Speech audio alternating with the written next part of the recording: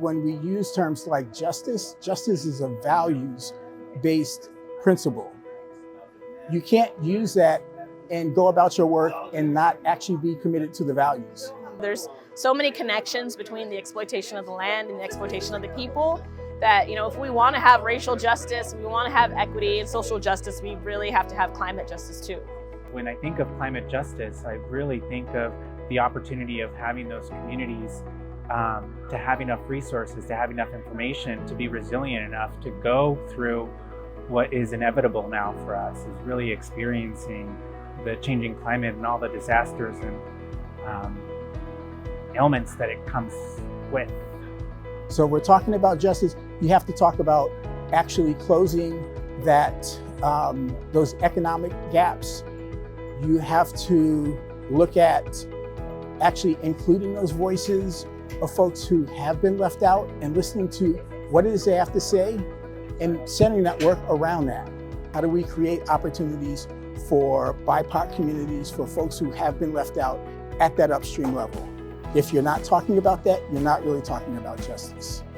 The people who look like those who I'm connecting with and who I believe are part of climate justice community are Black and brown people, are low-income people, are people who have not had the opportunity to actually say what it is that they need and how it is that we can solve these things. It's been really hard to see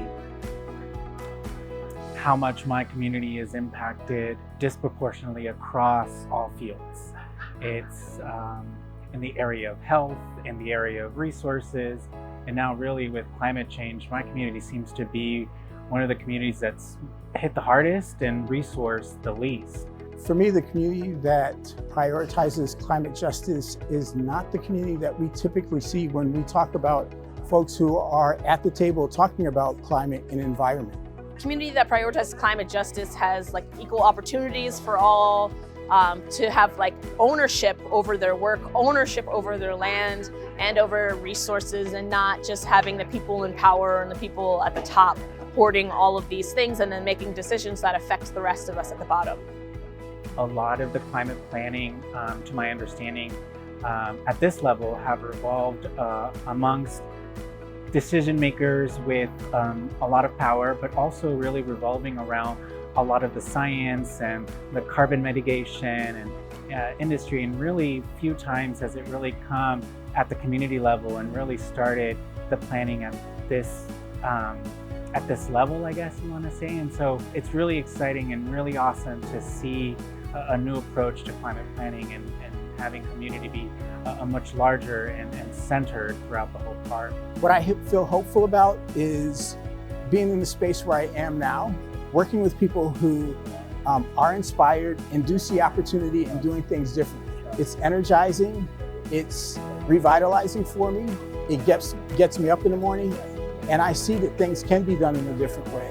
And it's great to be able to connect with people, with community who understand that, and to move forward in those ways that we can, because I feel that that's really all that we can do.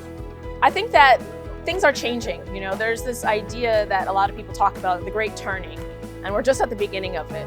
Things are only going to accelerate and get much scarier and much worse.